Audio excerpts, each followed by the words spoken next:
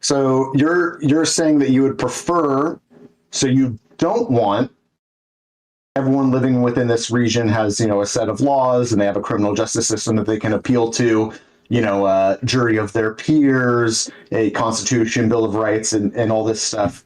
You don't want that. You want roving insurance company gangs that are tearing apart a person's house that is not even, under their jurisdiction because they're looking for gold the person doesn't have. Sounds pretty horrible to me.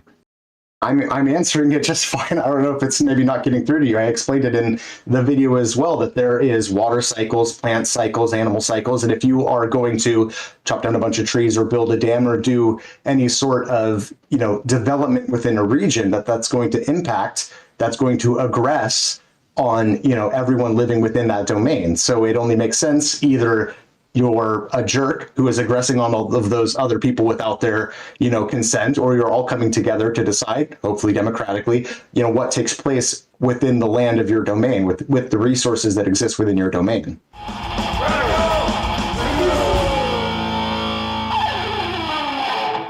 So, I suppose maybe Hello. Yeah, there we go. Yeah, introduce yourself, because I suppose you're on my channel. Yeah, so I am the Radical Reviewer. I review radical media, predominantly literature, on YouTube, usually coming from an anarcho-communist type perspective. And that's me. Nice.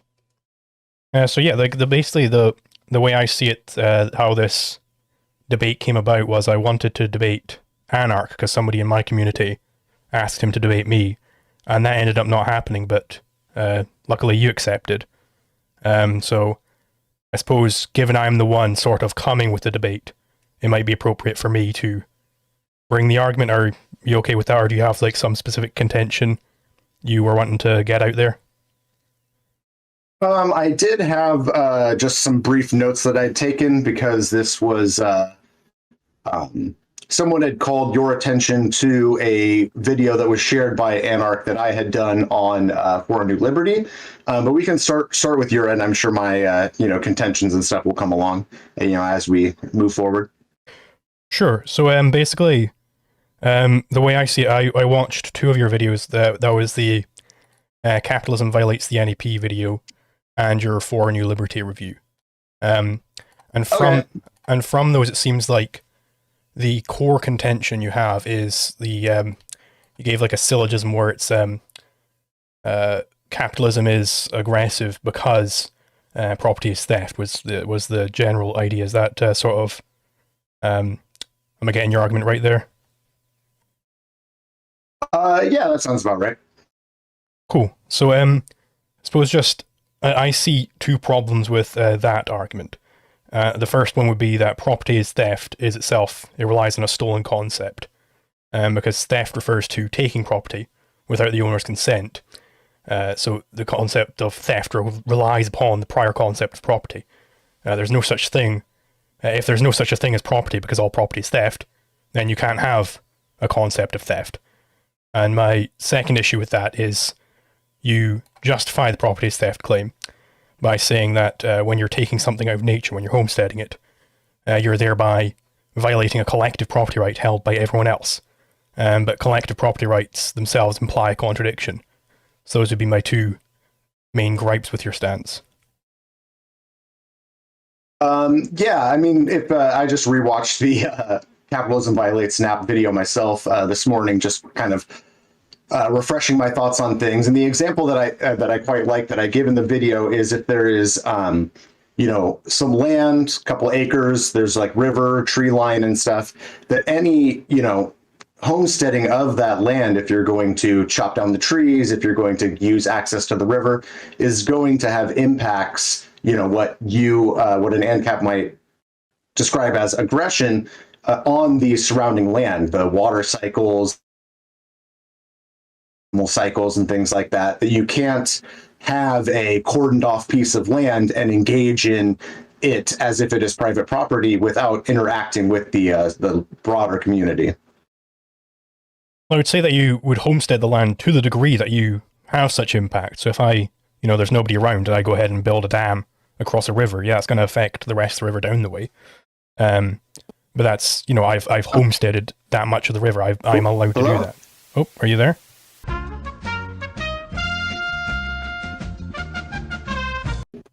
Hello.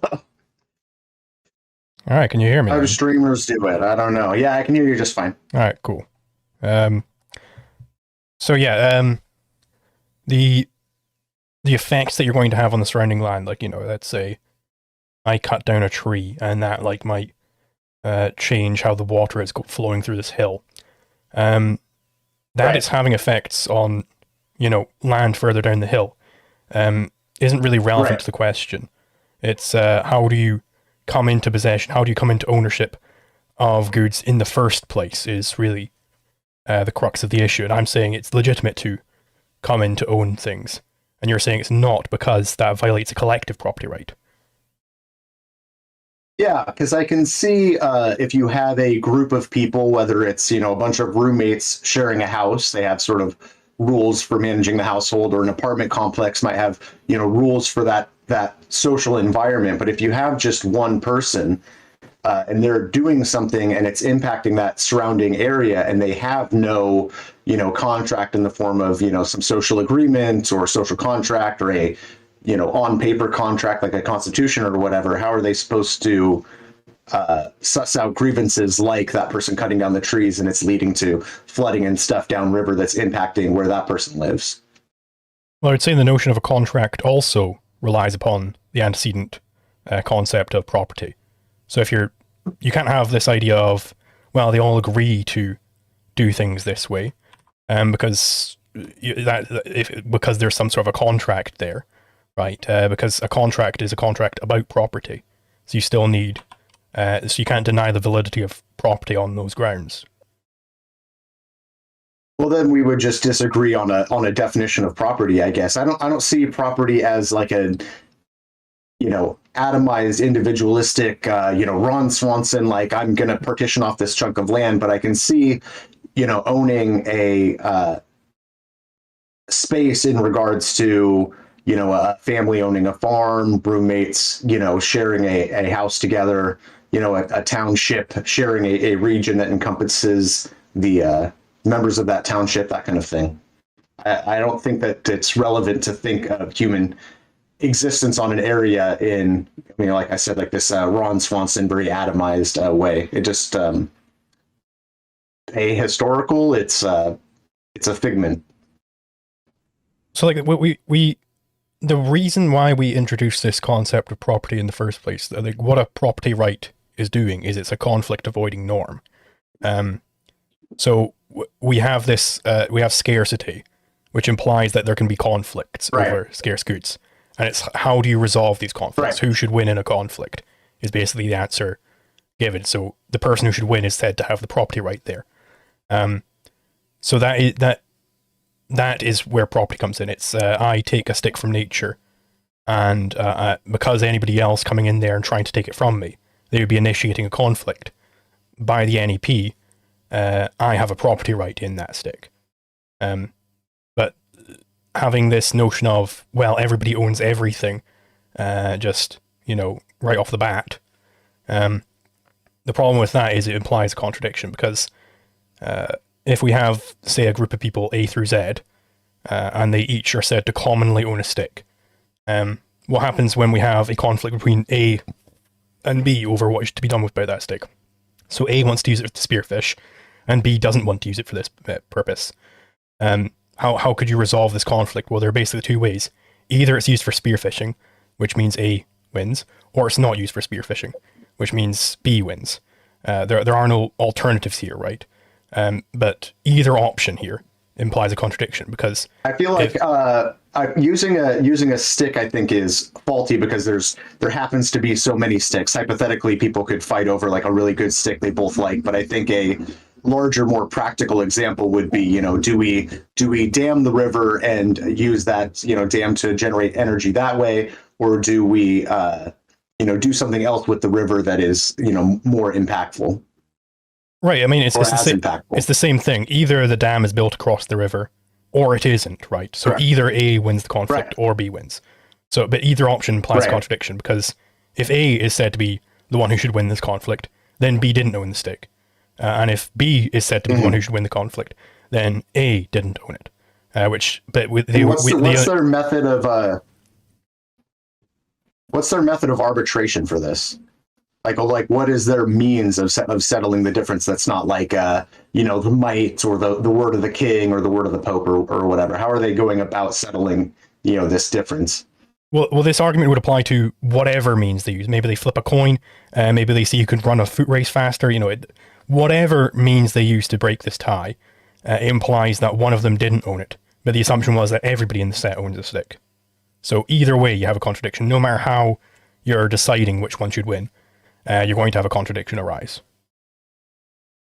I disagree. It's either going to be, the people tend to live in, or don't tend to live, people live in groups and bands and tribes and cities and nations and stuff, and they decide generally collectively how resources and land is distributed, or what are the qualifications of use and stuff like that. But so let's say they collectively decide that it should be used for spearfishing. That implies that B doesn't own the stick, because he said that it said that he shouldn't be the one who was victorious over this conflict, right? It said that he shouldn't be one. B should not be the one to control the stick.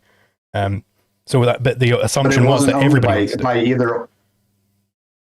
That was the initial assumption, so that everybody in the set owns the stick. Yeah, if a tribe comes together and they decide that they want to dam the river, then if the vote was 80% one way and 20% the other, then that is what's decided. And it's not whether one person owns the river or not. It's what does the collection of people living within access to the river, what do they think is the best use of the land that's within their domain? Right, but then you still have this contradiction, because for however they've gone about deciding. You keep saying contradiction. Yeah. So because the initial assumption. Keep saying contradiction. Like what do you mean specifically? So the initial assumption was that every single person, all of them, A through Z, they all collectively own this stick. That is the initial assumption. And then we get to some conflict. I think you like using the stick. I think that you like using the stick example because it's easier to think of these on a very individualistic scale, which is why I keep using a river example and a collection of people. So they all collectively own the river, right? A says we should have a dam across the river. B says we shouldn't have this dam across the river. And then for whatever reason, they collectively decide that there should be a dam there. Well, that means that B didn't own the dam. It said that he shouldn't be the one to control the dam. He was outvoted. Yes, he was just outvoted. He lost his case. Which means that which means that B doesn't own the dam, right? He owns it just fine because he's still part of the community, unless he decides that he is so upset with the decision that he's like, screw this, I'm going to go live by myself in the middle of, I'm going to ditch this and join another community or go be a hermit or something. Well, ownership that's up to him to decide. Ownership just refers to the right to control something. So I own my body because I have a right to control it. If they own it. But B didn't have the right to control this dam. He put his vote forward in the council, and his decision wasn't adopted, but he still gets to live there. In this hypothetical. But that means he didn't have the right to control it. Yes, he did. He submitted a vote.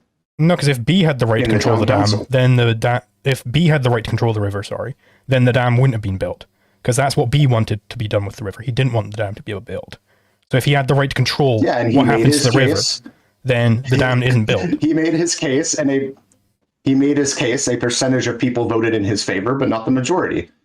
And so the group decided to go a different way, and he can stay with the group. And, I'm not always happy to do dishes, but between, my wife and I, we divvy up the household chores, and we decide, one way or the other, what's going to take place. This person, put forward their case on that there should not be a dam, and they happen to lose, and they can decide to remain a part of the community, or they could decide that was so grievous that they're going to go exist as a hermit outside of society or join a different society.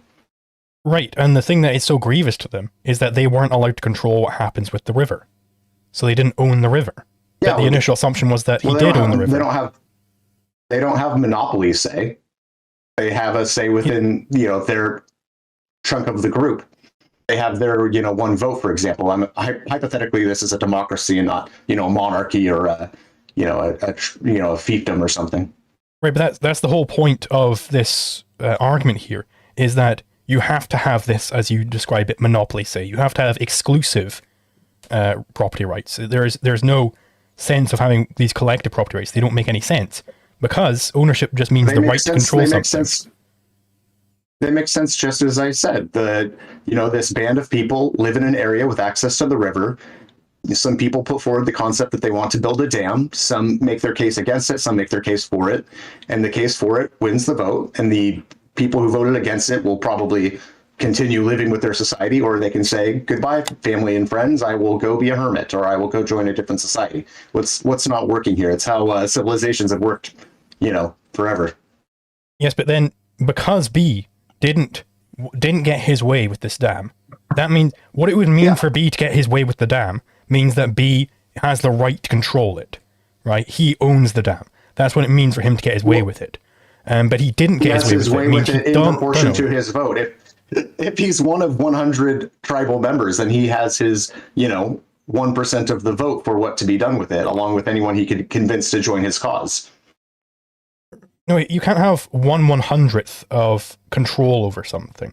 It doesn't make sense. Either the thing you do because you're a tribal member of 100 people, and you have this river within your domain of tribal region. And if you put it to a vote, the number of votes that go towards one decision versus another is what determines what goes forward. So either, right, the dam is built or it isn't. So there isn't a way to have 1/100th of the dam built, and then A gets his way, and then 1/100th of the dam isn't built, and then B gets his way. It doesn't make sense, right? So maybe even simpler is, let's say there are only Crusoe and Friday. They're the only people who exist, right? Crusoe wants to build the dam. No, there's no societies that are only two people, unless we're like Lewis and Clark in the middle of nowhere, and even then they're relying on tribal connections to function. It's a hypothetical scenario. Sure, but I mean, I like to try and keep things in the real, world where people are living in, groups of, a few hundred or more. Right, but it highlights why what I'm getting at here with this simpler scenario. So there are literally only Crusoe and Friday. Everybody else. I'll hear it out. Okay, yeah. So Crusoe wants to build this dam, and Friday says, no, you shouldn't build that dam. How do you resolve that conflict there? If they both own it, either the dam is built or it isn't, how do you resolve this scenario? They can't vote about it, because Crusoe is just going to vote for Crusoe, and Friday's going to vote for Friday, or else there wouldn't be a conflict. So how do you resolve that conflict? Yeah, so for my perspective, from if I can speak on behalf of all anarcho-communist types or whatever, there are a lot of ways of making decisions collectively. You could have a monarchy, or you can have a representative democracy or something. In this case, with only two people, ideally they're not going to result to violence and might makes right, and one kills the other or something, but they will each make their case, and hopefully one convinces the other. Right, so there are many ways to make collective decisions, but which way is correct? So I think that there's a phrase that Michael Albert uses in a couple of his books that I like, which is people should have a say over decisions in proportion to the degree they are affected by them. So I don't have a lot of say over what goes on in a river in New Zealand, for example. But I might have a lot more, proportional say over, what's the example he uses? If you're in a workplace and you want to put a picture on your desk, that's one thing. But if you want to play, put out a Bluetooth speaker and blast, Dying Fetus or Infant Annihilator at full volume, the people within earshot might have something to say about that. Okay, so given this principle of you have a say to the degree that you're affected by it, who should win, Crusoe or Friday? Correct. Right, who should win, Crusoe or Friday? Well, they can each make they should make their case to each other.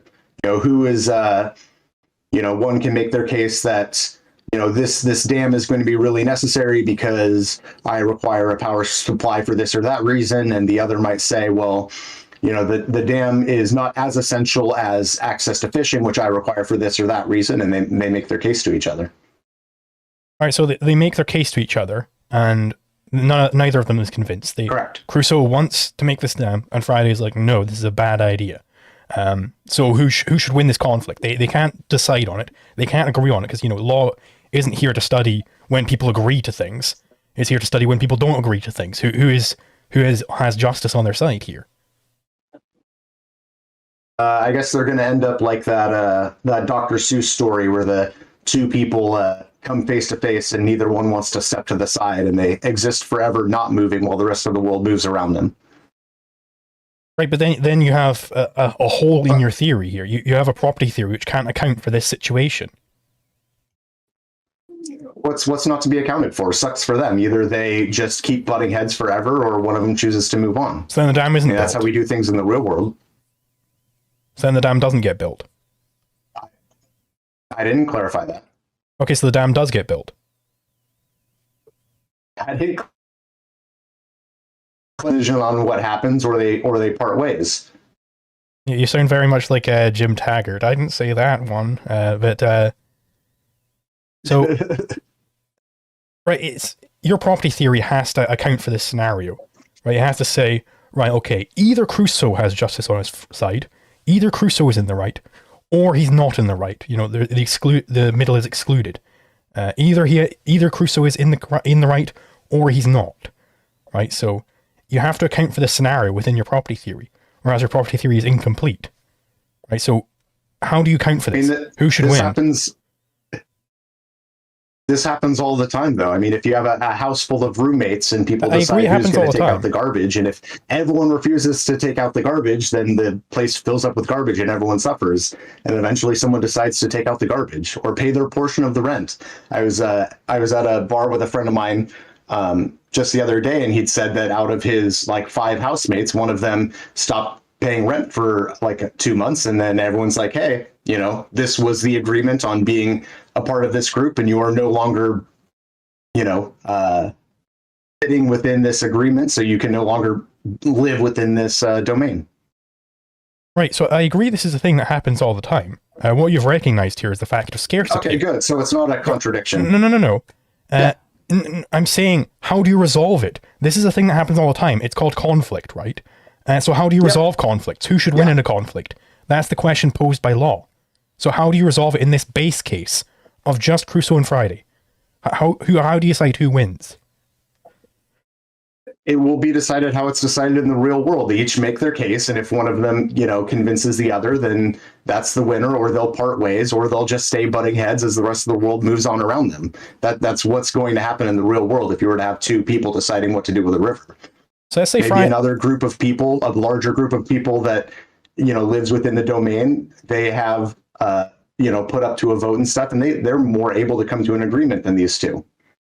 Right, so this is just the base case of conflict, where one person wants to do something, another person doesn't want him to do that. I know, and you're struggling. It's crazy. No, I'm not the one struggling here. So you have to account for this base case in your property theory. This is the first thing you have to be able to account for. So how do you determine this? So either they'll agree, in which case law isn't studying that situation, or they don't agree, and maybe they start fighting over it. And how do you determine who's correct in that fight? How do you determine whether Crusoe is allowed to kill Friday, or Friday is allowed to kill Crusoe? If it comes to that, right? Crusoe starts building the dam, and Friday starts throwing dynamite at the dam to stop it being built. Who's in the right there? I guess they should write up a constitution, maybe a Bill of Rights or something. Maybe get some other members in their society where they could try and, sway what should be the norm. Right, okay, so Crusoe writes up a constitution that says, hear ye. Right. Amendment number 1, dams are allowed to be built. And then Friday goes, I'm not ratifying that constitution. How do you resolve this conflict then? They haven't agreed on it. Right. Or still back at square one. Either one convinces the other convinces the other. Maybe more members join their group, or they part ways. Let's say they don't do any of those things, right? I think we're running the drain. I think we're running the drain on this one. I think that if we want to talk about solving conflicts, because I had a note here, because I watched your video on what was it? The law one. It's like your most viewed video on law, right? And I was interested to see, because that was my biggest complaint in Rothbard's book, is that if you have various court systems and then this Supreme Court system, I thought that you're recreating a government. So I had come up with like this thought experiment that I thought would be answered by your video, but I felt like it wasn't. Let's imagine there's a neighborhood, and one person in the neighborhood develops a hoarding disorder, and their property starts having a rat problem that's impacting the other people in the neighborhood. What means of arbitration is solving that problem? In your, let's imagine this is, LiquidZulu land. So right off the bat, I want to be clear here that there are two ways to address this question. There is the way as the jurist, right? LiquidZulu as a jurist. What is the objectively correct legal answer to this? Because either the lady's allowed to hoard or she's not.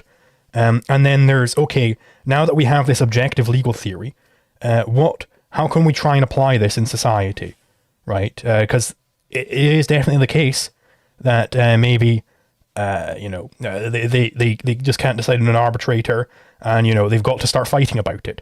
That's just the reality of the situation, is that the NEP is a magic spell. What's the means of arbitration? Well, I could tell you how it would work in our current society. I could tell you how it would work in my ideal society, let's say.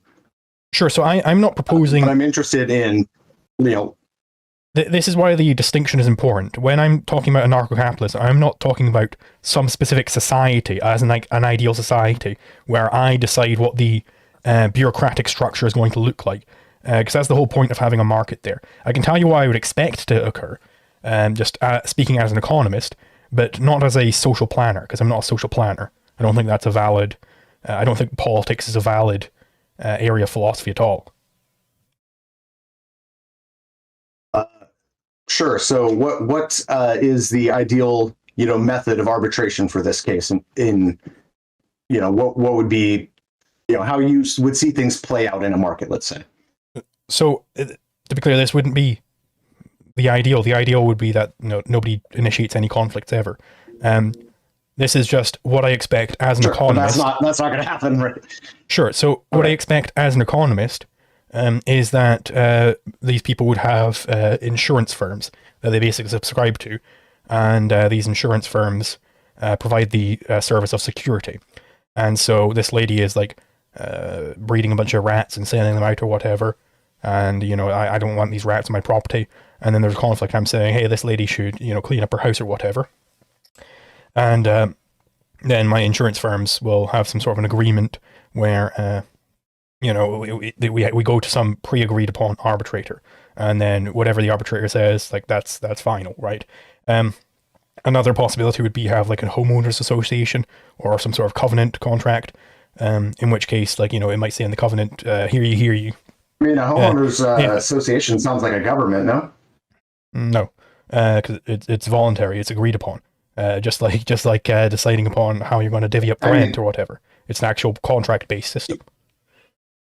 Yeah, but if you live within the domain, you agree to the contract, or you are no longer allowed to live within the domain, and you have to, fuck off, for lack of a better word. Yes, but this would be based not on like a social contract or anything like that, where we just somebody's just decreed that, hey, I own all of this territory now. I didn't homestead it. I just own all of it, and now you're going to follow this constitution. So what if her house is outside of that houses association? Well, then of course you can't go for the homeowners association route. That was just one possibility. You'd presumably want to live next to people who are following certain sets of rules.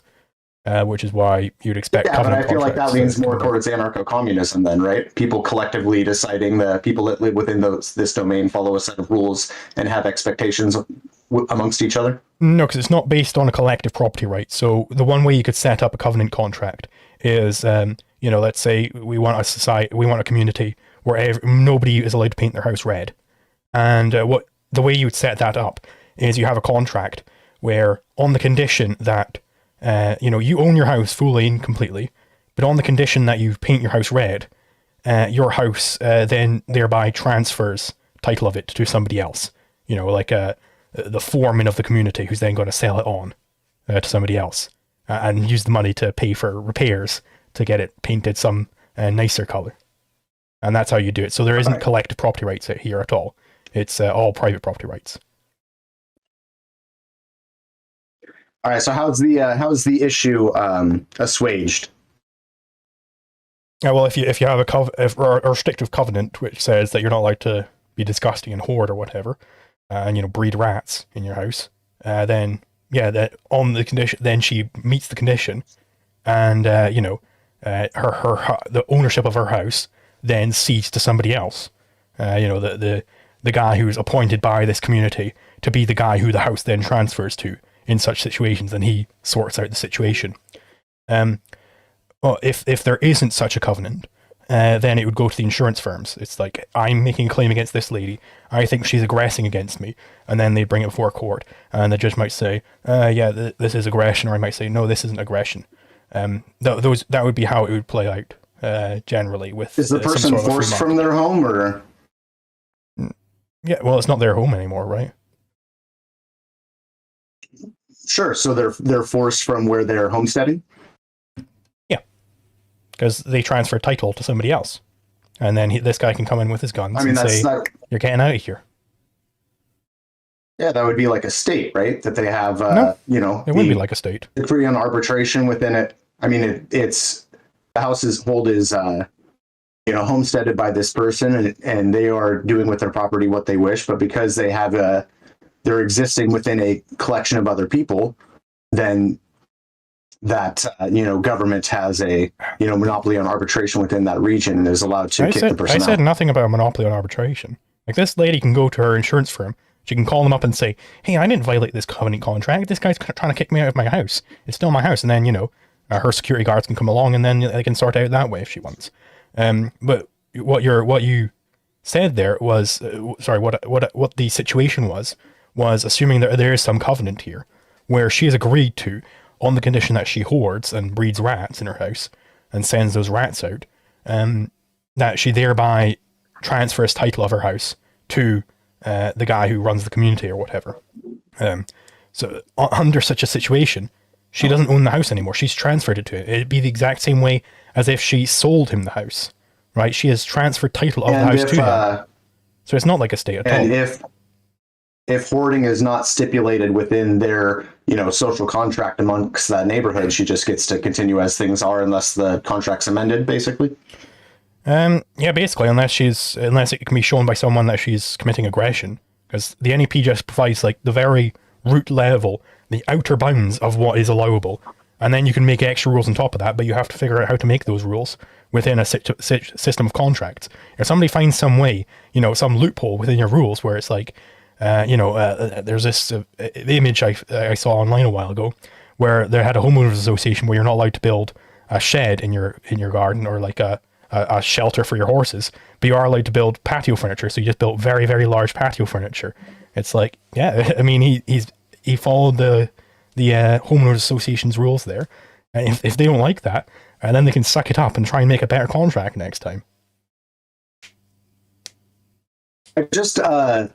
I don't see how this is necessarily different than any other, distinct in any other way of arbitration. Like, obviously, like a king or something has final say in that sort of way. A democratic decision-making process has a say in that sort of way. But if you have this homeowners association, if you have insurance, companies that might refer to some sort of judicial system, like eventually you have, what's the joke is like government TM or, Mick government or something as your private, not quite a government, but definitely does everything a government does government.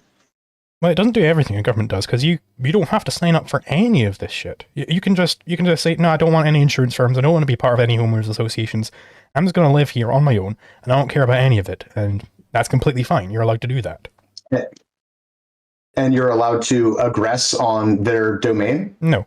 As an individual? That's what I'm saying. Aggression is the objective legal code, which forms the outline of this. So you don't get to live there. So you don't get to live there. You don't get to live where you aren't, where it's not your property. Like, that's basic stuff. Like, if you want to live in this community, then you gotta purchase one of the properties in there, and that comes along with a covenant contract. Yeah. Collective ownership, yeah. No, it's not collective ownership. How is this collective ownership? Where is the collective it's ownership collective in ownership this system I've set out? Because it's a housing association, and there's stipulations for who, the rules for who gets to live within that domain.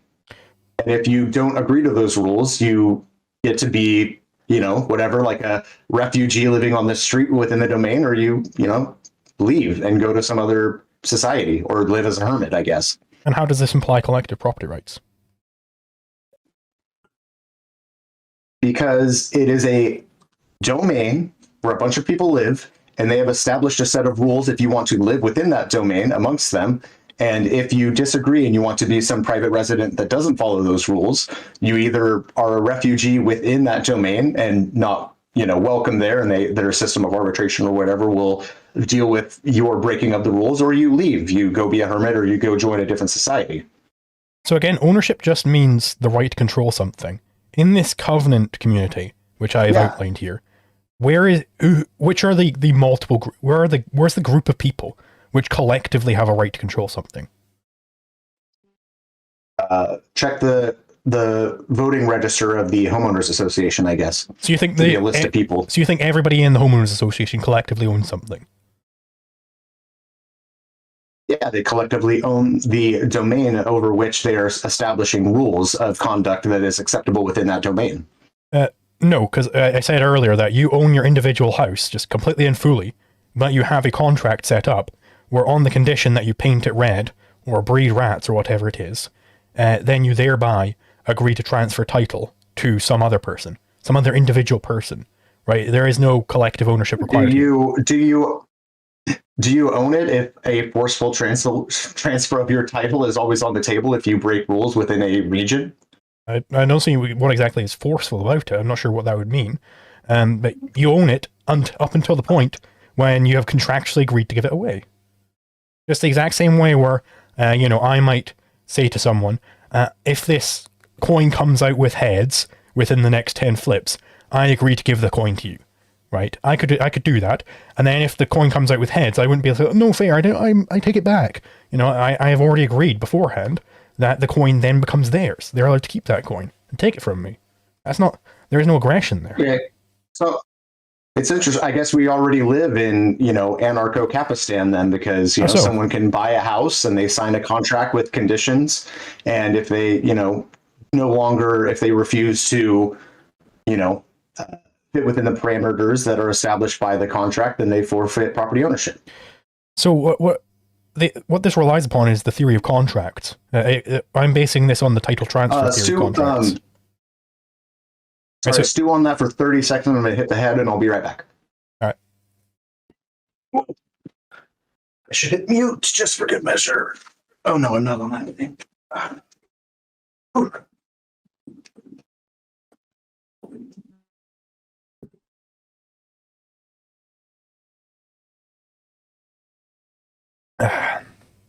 This is going quite well, I think.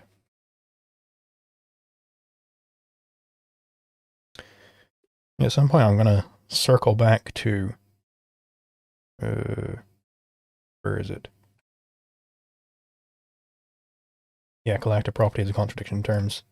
Or perhaps the full concept fallacy.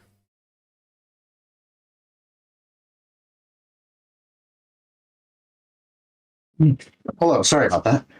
Hello. So yes, you were saying that... Where were we? You were saying that we already live in Anarcho-Capitalism, because you buy a house and you sign a contract and agree to it. I am assuming what you're getting at there is that you agree to like some sort of social contract with the state, and then you agree to the state's rules by buying a house within that state. Is that what you're getting at? Yeah. I mean, not unlike your homeowners association, yeah. Sure, so what this would rely upon is that the state already owns your house before you get there, but this isn't the case. The state didn't homestead all of the land, so I live under the Scottish government right now. The Scottish government didn't go out there and have some guy homestead every last hill and moor all across these lovely isles, right? That didn't happen, right? They didn't own all of this land.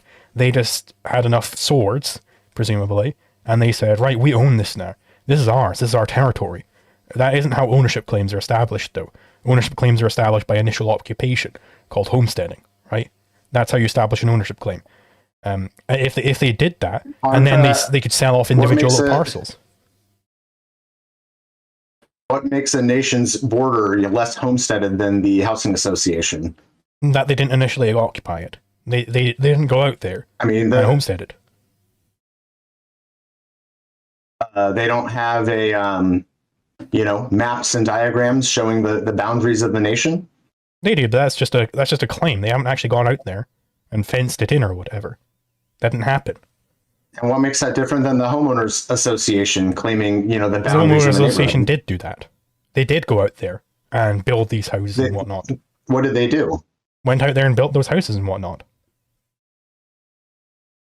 Yeah, just like all around, Scotland, let's say, there, or at least I know in the U.S. when you go down the highways and stuff, there's fences and telephone poles and all kinds of infrastructure all over the place. That was built long after they already claimed the territory. B, it doesn't encompass the entire United States or the entirety of Scotland in this case. C, they're building that with it doesn't exist stuff they plundered. Instantaneously, has to be made. Yeah, but they don't want your point, right? Your point is that they went to. I don't want to get off of my thing with the rats. I've been watching some Hoarders lately, and so it's intriguing to me, this idea of like, what can a person do within their domain that's not hurting people, like going up and assaulting them, but it's like harmful to the community. It's interesting to think about that. But to get off of that just a little bit, I think the idea of homesteading as a claim to land is interesting, because if I'm living, back to river examples, downriver, and a tree line upriver from me is keeping my house from being flooded, but you own, because homesteading involves that you've done something to, cultivate or build upon the land, right? Is the idea? Yes, that would be one way of homesteading. Another way is just embordering. Basically, the principle here is that property is exclusion. And that goes back to nations. Nations border their boundaries. States border their boundaries. Cities border their boundaries. No state has ever done any sort of embordering. What's the meaningful distinction? Embordering would be something like, I find, somewhere out in the middle of Siberia or whatever. Nobody's ever gone there before. And I build a big fence, and I use this fence to circle some land. I would then own the land in the middle of that circle. That's embordering. I've embordered that land. I've put up an actual objective physical border. Not I drew a line on the map and said, that's mine now, and then walked on.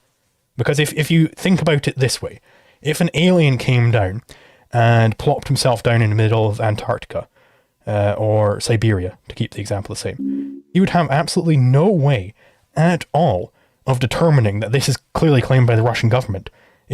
These imperceptible claims, that's why it's incorrect, it's false to say that is a legitimate property claim. You can't, that's why homesteading can't be just, hear ye, I claim that I now own the moon, because property borders have to be objective. They have to be objective. Everybody has to be able to see them. They have to actually pertain to reality. I have to be able to go in there and somehow determine that Russia owns this. I don't know if you have, some wilderness out by where you're at, but like people will do their property line by like a little pink ribbon every so many feet, like this kind of thing, you mean? They would have to is it possible to... They couldn't just put up a pink ribbon like every so few feet. They'd have to actually like start excluding people, so it would have to like connect between these fence posts or whatever.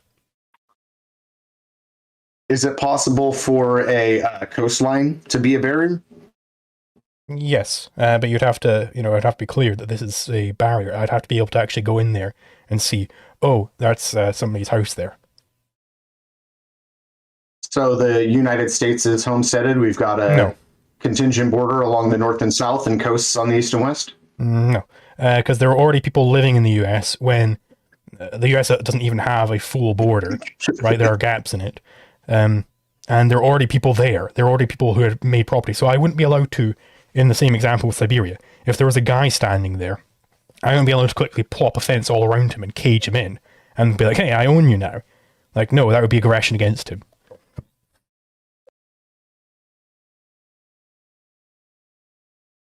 Um,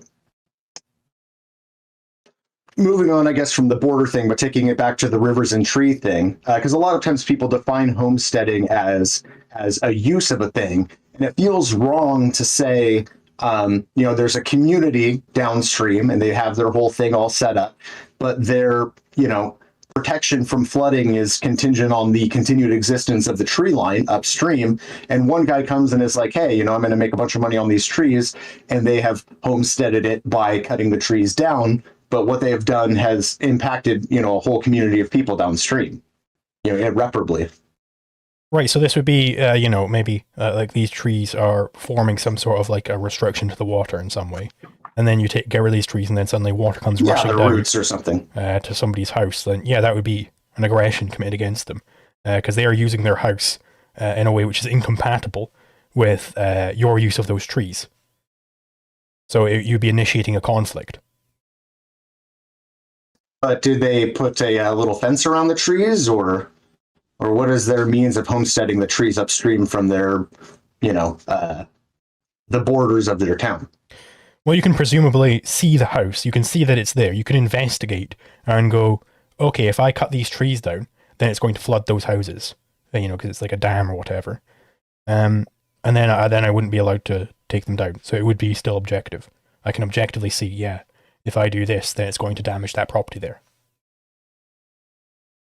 Interesting. So they've homesteaded it without doing anything to the tree line. They're not even occupying or engaging in that land, but they just happen to live downstream from it, and they homestead upstream as well. It would be the same way as, I'm not allowed to use those trees in certain ways. I'd be allowed to like build a tree house in them, but I'm not allowed to use them in every way. Just as, if the tree was, there is no river or whatever, and the tree is right next to the guy's house, I wouldn't be allowed to saw it in such a way that it falls into his house and breaks his shed or whatever. Right? It's the exact same thing. I would have to cut those, if I want those trees, I'd have to figure out a way to cut them down without damaging the property around them. And if you did, what's the means of arbitration? So again, are you asking me as an economist here? Yeah, sure. So as an economist, I imagine that this guy who has a house, he'd have some sort of insurance on that house, and the insurance would be like, hey, buddy, you destroyed this house when you cut down that tree. Come to arbitration, and the arbitration is on this day. We're going to try you in front of this judge, and if you're found guilty, then you're going to pay for this. And how do they make them appear before arbitration? They can't. If the guy doesn't appear, though, his defense is going to be pretty shoddy. Right? Oh no! Presumably, he'd want to show up so that he can actually defend himself, but he doesn't have to. Yeah, I mean, why would he appear in front of the other person's arbitration that has no bearing on him? I wouldn't do that. Well, it does have a bearing on him, because if he's found guilty, then suddenly he's got an entire insurance firm coming after him. We're going to take that money from him one way or another. They're going to aggress on him? No, I didn't say that. I mean, that he's not underneath their insurance. He has no contract with them. Boo-hoo, right? He still owes his money. Him? It's again, so the NEP isn't about we all agree to this certain arbitration procedure. The NEP is an objective legal standard. Everybody's under it, whether they want to be under it or not.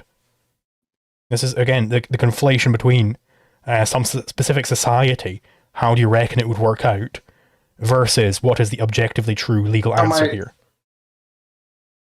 My disagreement with you right now isn't in regards to the NEP specifically, but how is this insurance system supposed to hold to account this person that is not, within their jurisdiction? If there is no, hey, everyone within this jurisdiction has to, apply by these laws, or has to go to court, or there's like a police force, or if none of that exists, like what is the mode of, force, aggression, coercion that is going to be used by this insurance company to protect their client? So the way they would bring him to task on this, the way they would, make sure he pays his due, is they would investigate who he is. They'd go, okay, he lives over here. We're going to go ahead and take this money from him, because we've got a bunch of guns and stuff. That's how I reckon they would bring him to task on this. Does he have money? If he doesn't, does he have money? If he doesn't, then this insurance company is kind of screwed. They're not going to get their money back, right? Okay. That's their is problem. the That's not my guy problem. using the same currency? Why are these two people using the same currency? Gold, right? Maybe there's gold around. He has this amount of gold. It takes this amount of gold to rebuild this house. So that's what we're going to take from him. Yeah, he doesn't have any gold, and he's not under the jurisdiction of that insurance company. So he has just nothing to his name. He has no reason to engage. He has no reason to engage. Well, he's got his house and stuff, but there's not gold in it. Well, he's then start gold miner or anything. Then start pulling planks off the house to rebuild the house that you destroyed. So you're going to aggress on his property? No, that's not aggression. Under what jurisdiction? What right do they have to start tearing his house apart? The property right in the house that you destroyed. What right do they have to his property? This would be a form of, it would be A, restitution because they're paying back the victim, and B, retribution because he deliberately went about and destroyed this guy's house. So that means the victim is allowed to destroy his house. Eye for an eye. Here's how I can see it happening in the real world. Is that they are all under the jurisdiction of, a township, a city, state, a nation, or whatever. And then there's rules, a criminal justice system and stuff that has this, monopoly on arbitration for the region in question. And the one person is able to take the other person to court to task. But under your system, I mean, there's no such thing. That person has no reason to engage with the insurance company of the other person. And now all of a sudden they're getting their house torn apart by this foreign insurance company that has no jurisdiction over them. That's the reason to engage. That is the reason to engage with this insurance company because now he's getting his house torn down by them. That is the reason why he'd want to engage with them. So you're saying that you would prefer, so you don't want everyone living within this region has a set of laws and they have a criminal justice system that they can appeal to. A jury of their peers, a constitution, bill of rights, and all this stuff. You don't want that. You want roving insurance company gangs that are tearing apart a person's house that is not even, under their jurisdiction because they're looking for gold the person doesn't have. Sounds pretty horrible to me. If they're doing it in adherence with the NEP, I don't see the problem. So again, this is again, I need to stress here. Are you asking me as an economist or as a jurist? Because there's a different answer. I'm answering as an economist. How do I expect this to play out? Okay, so you expect it to, I guess, go poorly, because that's what it sounds like. That's what not do you going expect poorly. as a jurist? The victim is getting restituted completely. It seems pretty amicable. So as a jurist, I think it's far more, just really quick, I think it's far more amicable if they were, living under a, collectively decided upon set of rules and guidelines, and the person was able to take them to court, jury of their peers and all that. I think is a much better method than by what standard is that more amicable? Tear their house up. But what's your, by what standard would that be more amicable? Well, because if you are living under a set of guidelines within your group, let's say a constitution, bill of rights, you have some sort of criminal justice system. I mean, this is why we prefer, at least I prefer, a criminal justice system to like blood feuds and the types of things that we had in like ancient times. Right, but what is the standard of amicability here? I can give you my standard, and that would be the non-aggression principle. I expect such a society where you have these competing insurance firms would be vastly less aggressive than one where you have a state. That is my standard of amicability. So what's yours? I completely disagree. I think that people existing under but by what standard? Boundary within their, they are deciding democratically. People are having a say over choices, preferably in proportion of the degree they are affected by them. So the standard of amicability, some sort of constitution, criminal justice system, and stuff like that. So to be clear, you think that the status system would be more amicable by the standard of democracy? So the majority of people agree that it would be more amicable, and therefore it would be more amicable. I think that you would need, constitutional protection. Majority rule, minority rights, that kind of thing. Aren't you supposed to be an anarcho-communist? Some sort of, yeah, of course. So ideally, under a different system, you would have like federated, governments, let's say, federated groups of people making decisions over what's happening within their domain. Right. So again, I'm asking about like the standard of why you consider this to be a more amicable system, this very much statist system that you're advocating here, why that would be more amicable.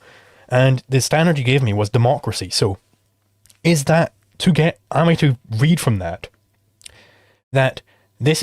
statism is more amicable because the majority of people agree that it's more amicable? Like, is truth being determined by vote here? Not to what you're saying. What I'm saying is that if you have a system of there is no overlapping set of rules or norms that are established by the community for how the members of that community should function, but instead it's all of these different roving gangs of insurance companies tearing people's houses apart or whatever, is less amicable than everyone living under this domain. They follow a constitution of norms. They have a democratic way of establishing what those norms and rules are. People are everyone equal in front of the eyes of the court and jury of your peers, and all of these kinds of things. Is going to be a much more amicable system for everyone involved, rather than this other system that you have established where one person has a bunch of gold, one guy has no gold, he has an insurance company that's running around tearing people's houses up, the other guy's up shit creek or whatever.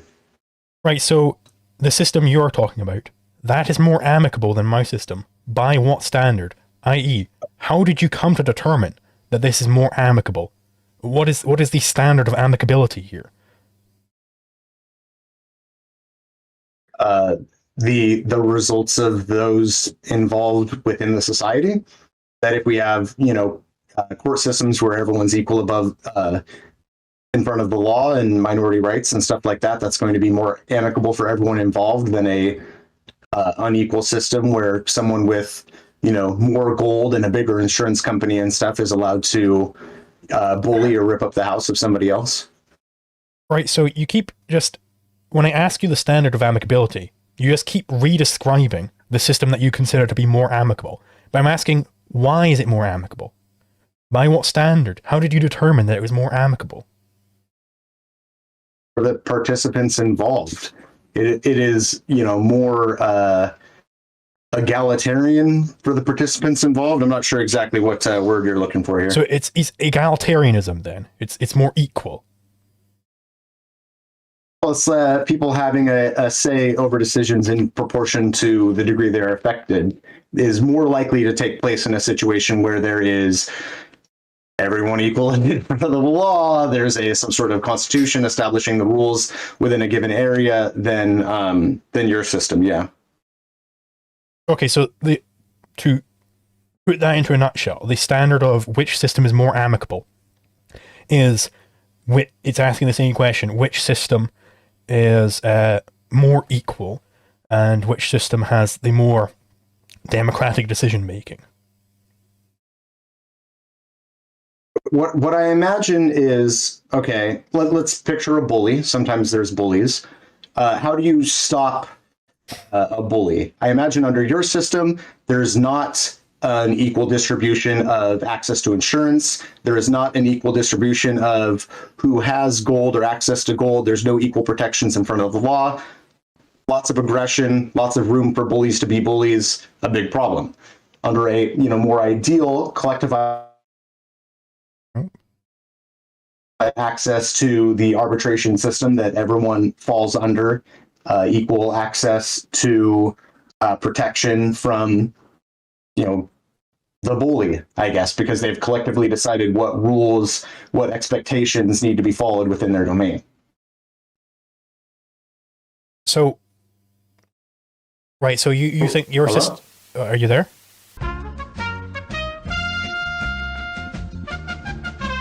Hello. Hey, sorry about that. Yeah, I mean, hopefully you heard my point, I guess. Did you bring up a counter example? I was just trying to reiterate it. So, the standard of amicability for you is, in a nutshell, it's which system is more equal, and that's because it is better at dealing with bullies. Is that the idea? And the idea is that if people are living in groups, there's a handful of things that makes everyone's lives better when they're living within the group.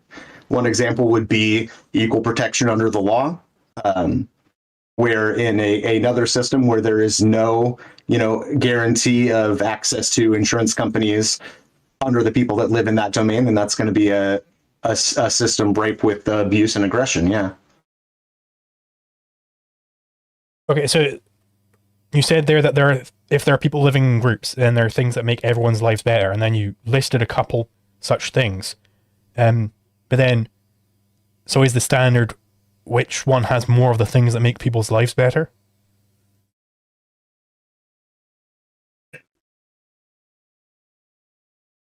The standard is people should have say over decisions to the degree that they are impacted by them. People should work collectively, use social solutions to solve social problems, whether that be, use of resources, distribution of land, remuneration for the tasks that one is engaging in, or whatever else. If we're going to go full anarcho-communism with this argument, then that's what I would say. But if we're comparing like your system that I see as very flawed to all other systems that tend to exist within human society, we want to have some sort of system of arbitration within the people existing within a domain, and ideally people would have equal access to lawyers, trial of their peers, and all those kinds of things. Okay, so the argument would be then that anarcho-communist society is more amicable than the society I painted earlier, which again, not calling it an anarcho-capitalist society, because anarcho-capitalism is strictly a legal theory, not politics. This society of insurance firms, I'll call it. The reason why your society is more amicable is because it is closer to this ideal of people having a say over decisions to the degree that they're impacted by them.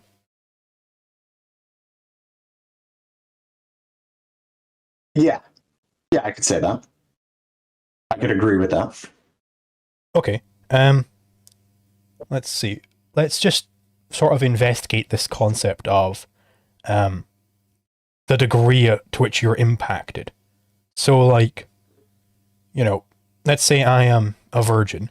I would be impacted very greatly by a woman's decision to have sex with me, and presumably she would also be impacted by that to somewhat of a degree.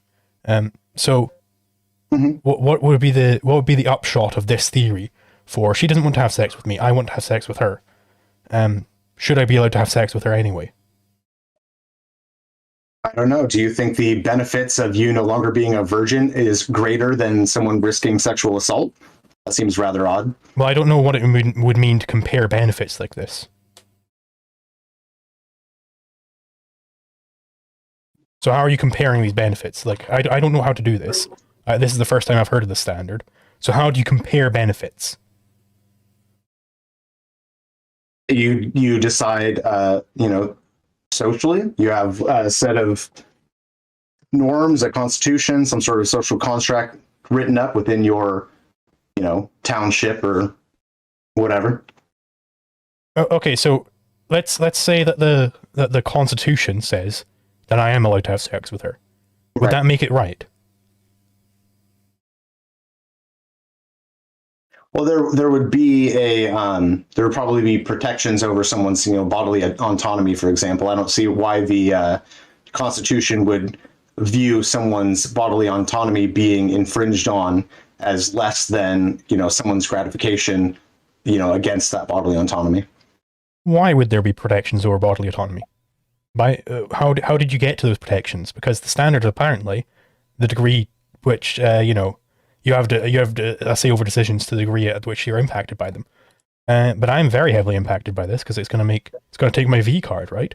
So I'm very impacted by it, and the Constitution says, and the way you compare benefits is socially by the norms, by the Constitution, and they're saying they're agreeing with me. They're like, yep, go ahead and have sex with her. So how did you determine that there would be these protections over bodily autonomy? How did you get there? Because you have a say over decisions to the degree that you are impacted by them, and you are more greatly impacted by an aggression against you than they are by their aggression against you. I wouldn't say that this system is incompatible with the non-aggression principle. I would just say that I completely disagree that the non-aggression principle has any efficacy outside of bodily autonomy. It doesn't make sense when it comes to owning a well or owning a river or owning, an acre of trees. It's I think incompatible with the way that humans exist socially. Okay, so you said there that you're more greatly impacted by an aggression against you than, me wanting to have sex with her. Was that principle determined socially? Like, was that determined by norms and constitutions and stuff? I don't see why it wouldn't be. It would be a flawed, unjust society if otherwise. Why would it be unjust? By what standard?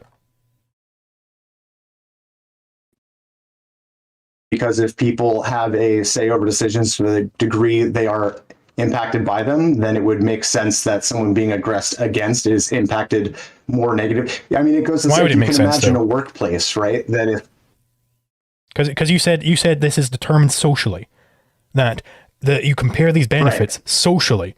So why, by what standard could you possibly say that it's unjust to have this pro-rape society, right? How could you determine that if this society has determined socially that rape is fine, that the benefits outweigh the costs?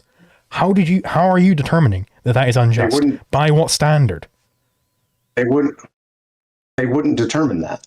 Why not? What if they did? They wouldn't determine that because the U.S. society at one point against a person is going. At one point, the United States determined that it was fine to own black people, right? So it's perfectly possible for this to be determined. Wait. No, that's right. No, because the ownership of a person is going to have a greater say over them than in proportion to the degree that they're impacted by it. Their slavery is having a greater negative impact on their well-being, their bodily autonomy, than their wishes and desires for what they have for themselves. Obviously. Okay, so you're saying that slavery has a greater negative impact than the positive. Was that determined socially? Yeah, if you take, everyone that is living within a region's, opinions and wants and desires and, their democratic, control over their lives into account, then yeah. Well, again, I'm telling you right now, I'm not sure how much of a history buff you are, but the opposite was determined socially in the US. Yeah, because they weren't accounting for everyone. Okay, so who should you account for then? Because you said you decide socially based upon the social norms and the Constitution. Is that not how you determine socially? So how do you decide socially then? By all participants that are living within the society. Okay, so if you have a society where you have, let's say there's some sort of a horrible apocalypse, and the only people remaining are 90 Klansmen and 10 black people. These Klansmen, they all say, well, it should clearly be the case that we should be allowed to own the remaining blacks, right? Would that they have socially determined, they've decided that it's fine to own black people. Would that be just? No, because you are aggressing over the bodily autonomy of the others to the degree to which they are not having a democratic say over their livelihoods within the domain they exist in. But how do you determine that their bodily autonomy matters? Do you determine that socially? It is by the democratic, input of the participants existing within the society. I don't, like I said, I'll say it again, I don't disagree that the non-aggression principle exists. I just only see it as relevant for bodily autonomy. I don't see it as relevant for ownership of property. Okay, so why is the non-aggression principle only relevant for bodily autonomy? Because you're born, as an entity with control over yourself as a person, but you're not born with a well. A well exists within the natural world, and your collective group of people that you live with can decide how that well wants to be used or incorporated into your society. Okay, you're born with control over your body and whatnot, why is that relevant? Why does that establish that the NEP only applies to bodily autonomy? I mean, that's where it is relevant. And an aggression against a person, whether that's, physical or assault or something, well, because you own yourself. Yes, but why does this your own person? Why does this apply only to bodies? Is my question here. You can't just respond with, "Well, it only applies to bodies." Sorry, what? Like that's what the question's about. Yeah, well, a well or a river is not part of your body. Okay, yes, I agree that it's not part of your body. But why does the NEP only apply to bodies? Because that's the only way that it makes sense. It's irrelevant when trying to apply it to rivers or wells or forests or anything. Why is it irrelevant when you're applying it to rivers and forests? You can watch the video again if you're confused. I watched it before. Why is it irrelevant when you apply it to forests? I'm sorry, why is it what? You said that the NEP is irrelevant when applied to forests. Why? Forests? Forests. Forests. Oh, I see. Because people exist socially, and they have to come to some sort of social agreement with the people in their group on how something should be handled, whether that's land distribution, resource distribution, allocation of goods and resources, tasks, and things like that. All right, so basically what you've said there is that I asked why is the NEP irrelevant to forests? And you said, well, because there's a different way that we resolve this with forests. But why is that a different way? Why does the NEP only apply to bodies and not to forests? Why is it this social agreement thing with forests and the NEP for bodies? Why? Because the, individualistic, atomized view of things that the NAP, subscribes to is relevant to individuals, to one's own body, but you can't, take a chunk of forest away from the community that you exist within. You either decide, how things are going to go, or you go join a different society, or you go be a hermit somewhere. Oh no, it's definitely possible for me to take a chunk of forest away from the community I exist with. I just go in there with a bunch of loggers, and we cut down those trees, and we take it somewhere else. Very easy. So that's not the case. So why is it that the NEP applies only to bodies but not forests? I just explained to you. So I'm going to say what happens when you go in there with the loggers and the people that exist within that community say we have a no logging ordinance and you have to, subscribe within these rules or we're going to, fine you or remove you from the premises or take you to jail or whatever the, rules of that society happen to be. Right, so you're appealing to the rules of the society. But what I'm getting at here is why are the rules of the society, why are they not derived from the NEP? Why is it not the NEP anymore when we go out of bodies? I'm trying to get to the fundamental point here of why is it the NEP for bodies, one rule for bodies, but a different rule for non-bodies? Because all the things outside of the body are all interconnected if you're going to look at it in a social way. So if you cut down the trees, that's going to impact root systems, that's going to impact the water cycle, plant and animal cycle, that's going to impact the surrounding communities. You could stand in one place and starve, I guess. But if you're going to, exist within a space, if you're going to build a house within a space, if you're going to use and interact with resources, then you're probably going to have to come to some sort of social agreement with those around you on how that's going to take place. Otherwise, they're just going to see your activity as aggression. Okay, so that homesteading impacts different things. Why does that imply that the NEP doesn't apply outside of bodies? Because good luck interacting with the world around you if you live within a society that's going to set rules and standards on what takes place within their domain. So the NEP doesn't apply outside of bodies because the other people aren't going to accept it. They're going to reject that the NEP applies outside of bodies. Right. If you exist in an area, then aggression and stuff can happen to you individually.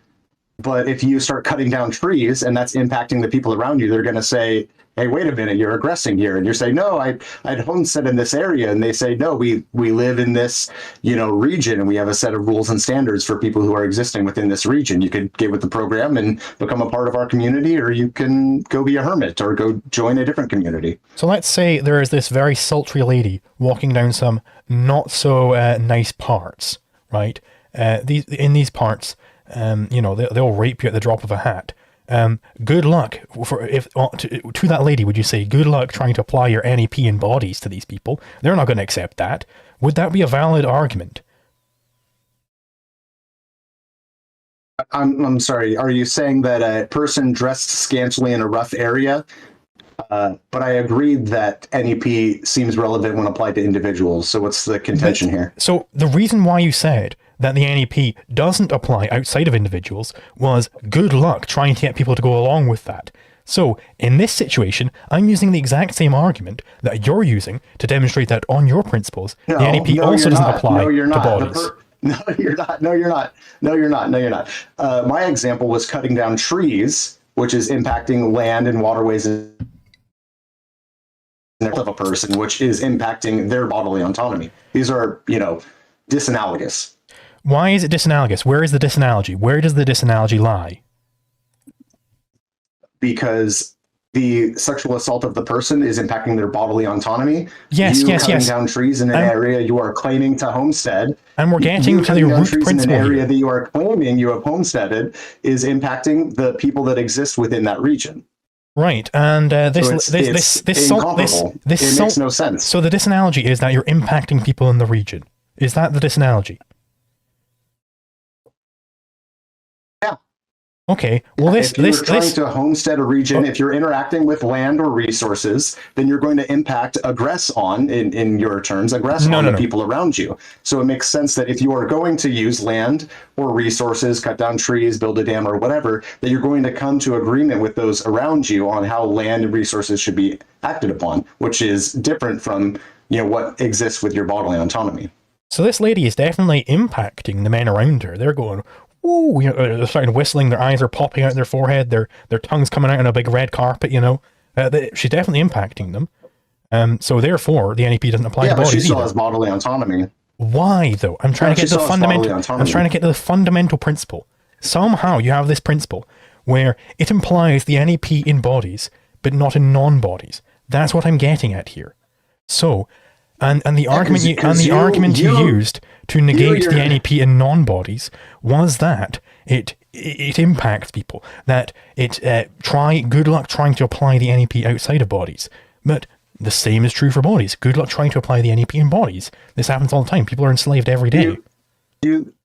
Do you think there's a difference between you cutting down a tree and that impact on the people around you, and you wearing or not wearing pants and that impact on the people around you? One of them is your body, and one of them is interacting with land and resources. Sure, that's a difference, but why is it a relevant difference? What is the relevant difference there?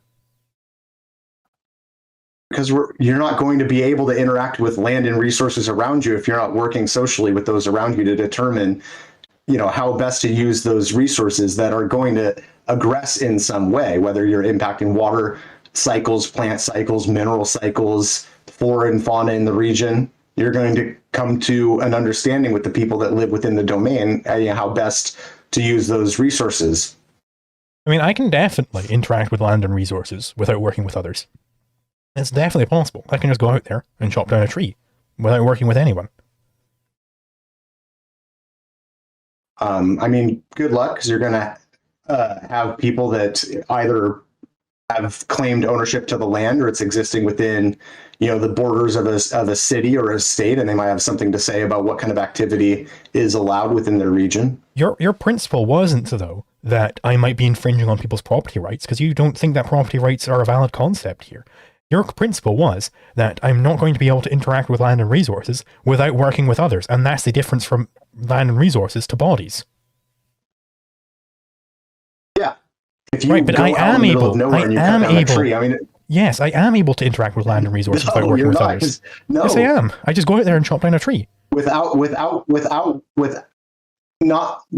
working with others, without impacting anything. You're going to be impacting the soil, you're going to be impacting the waterways, you're going to be impacting, not everywhere. You're not going to be impacting, if you go out your backyard and cut down a tree, you're not going to be impacting, some forestry on the other side of the planet, but you're going to be impacting the ecology of your surrounding area. Why is that relevant?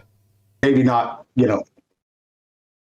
I'm going to be Because impacting these things around me. Scarcity. But this lady, this lady, you know this because there's scarcity within your region. This lady is also impacting the men around her, right? So it's not the impacting. We've already gone over this. It's not that you're impacting people, and that's the disanalogy.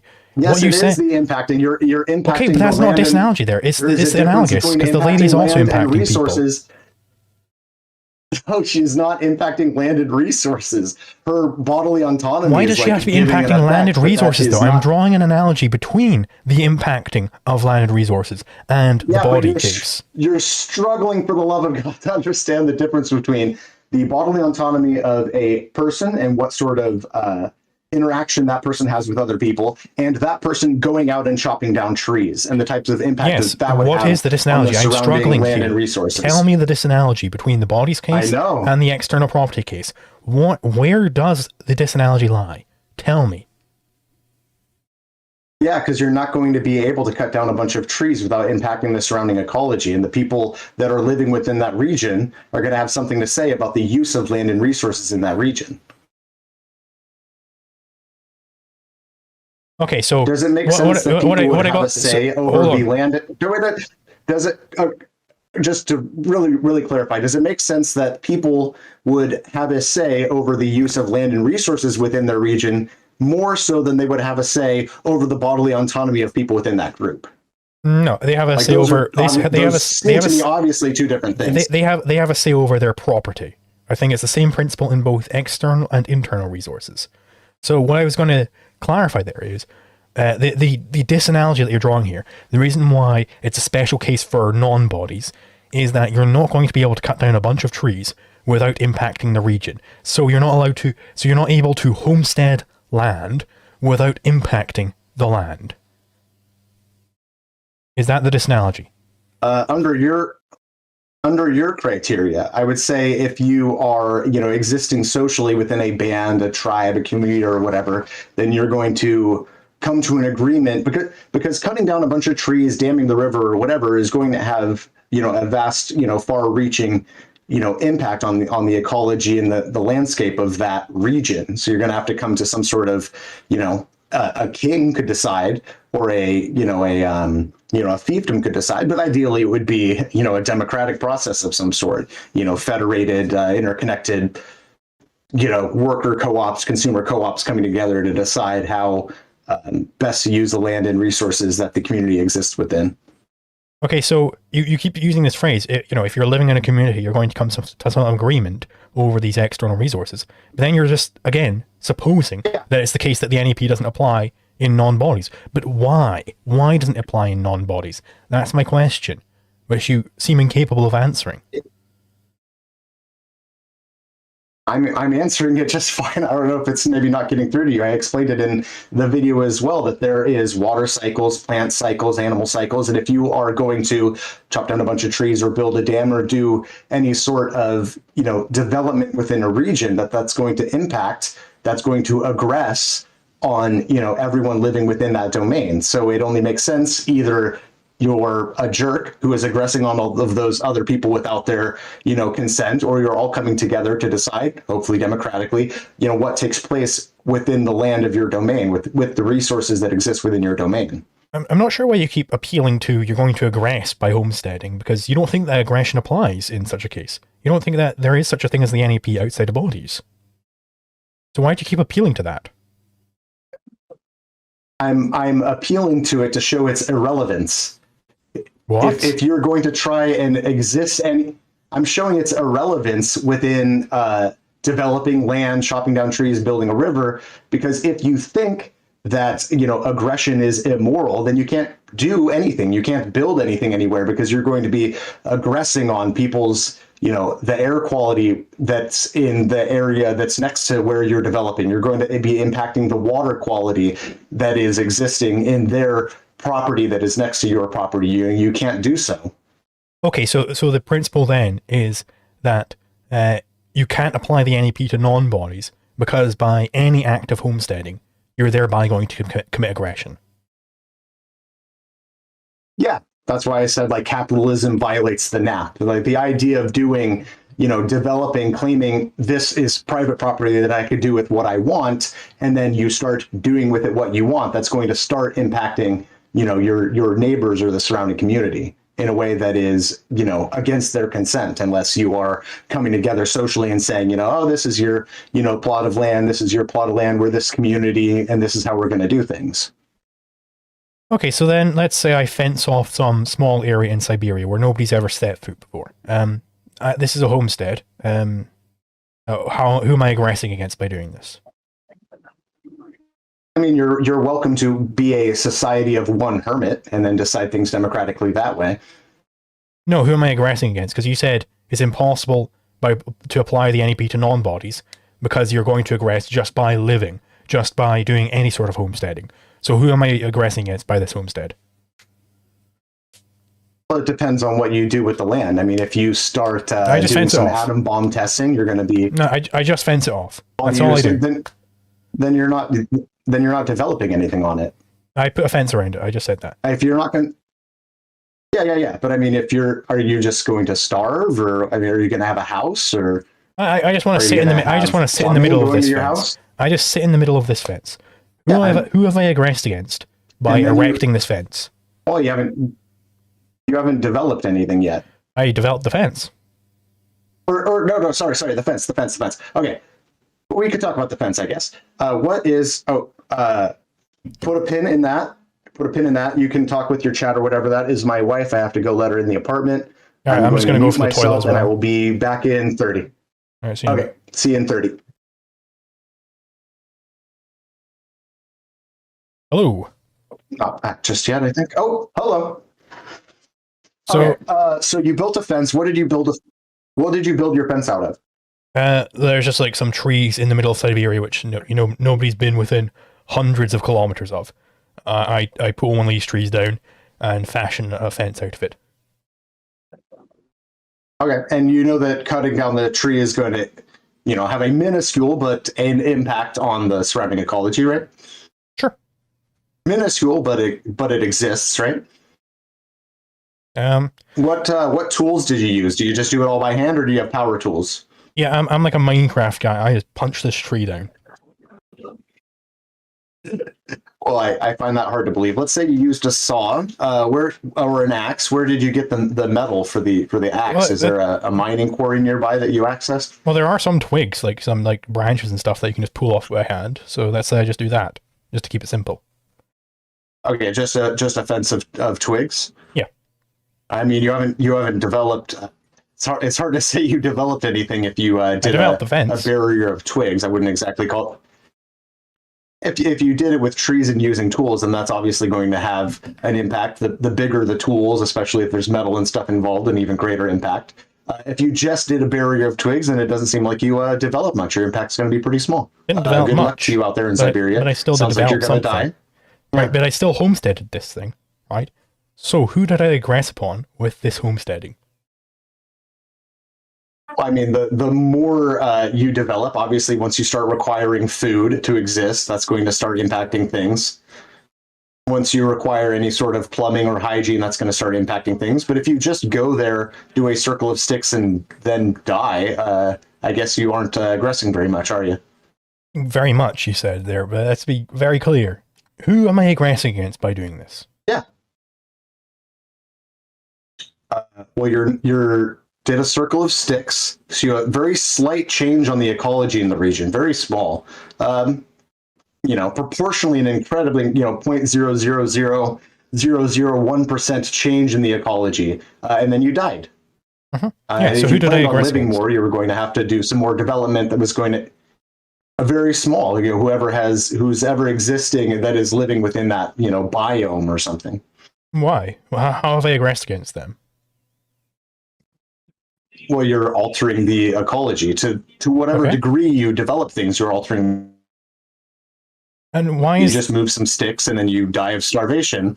Then that's all you've accomplished and you died. But if you're going to continue to exist there and you start making some sort of dwelling, you're starting to create some sort of food supply. You're going to be impacting the quality and conditions of the water in the area, the quality and conditions of the flora and fauna in the region. Yeah, I mean, you can't exist without impacting, the surrounding ecology. And if people are existing around you that are being impacted by those decisions that you're making, then they're going to be, using the NEP's logic, they're going to be being aggressed against, which is why it's, How are they being aggressed against? By altering the ecology. How does that aggress against them? Well, if you start doing some farming and then you are, your runoff from your agricultural, just the twig fence impacting right? that's from. Let's just stick with this example right now. Who have I aggressed against? In what specific way? Are there other people that live, within the ecology that you're enacting on? Maybe somebody who lives like 100 kilometers away from me. Oh, not very much then. Right, but how am I aggressing against this person? Well, not very much. You're having a very small impact on the ecology of the region. Right, but that small impact, how is that a small aggression? Right. What aggression is that? Which conflicts have I initiated? Well, you're impacting the ecology of the region that the other person is also using. I agree that I'm impacting the ecology, but how does that imply an aggression? Yeah. How is that an aggression? Because they're also using the ecology. Either you're taking resources, you're taking up wood, you're taking up the water you're drinking, or whatever you're doing. So to be clear, they're using stand there and die. They're using a very specific subset of the ecology. They're not using the entire ecology, and I'm using the entire ecology, and that's where the conflict lies. No. They're using a very tiny subset. They see a bird come along and they shoot an arrow through that bird, and they're using that bird, right? They're not using the entire population of birds at the same time. So how am I aggressing against them? Not at all. Okay, let's imagine it this way. If you're living on a mountain and no one else lives on that mountain, then you're probably not aggressing much, because the you keep using the word that much. You're having on the surrounding ecology. Yeah, because it's probably some microscopic, Which microscopic aggression? How are you microscopically aggressing on anyone? Okay, let's just start doing some development, and there are other people within that region that are getting impacted. They're being aggressed on by that development. No? What is the specific? So I have impacted this other. Hold on. No. I have impacted this person in. It's super simple. No, I promise you, it's super simple. No, I promise it's super simple. If you are developing within a region, and that is impacting the ecology where someone else is also living, isn't that your development is impacting them? Yes or no? Impacting them, sure, but that doesn't mean aggression. Yeah, aggression is not the same thing as impact. That's all I'm saying. Right, but you were saying that it's aggression. The non-aggression principle is irrelevant when talking about. You're conflating impact with aggression. Non-aggression principle's logic. No. Well, this is not the case. So what aggression means is the initiation of conflict. That's what aggression means.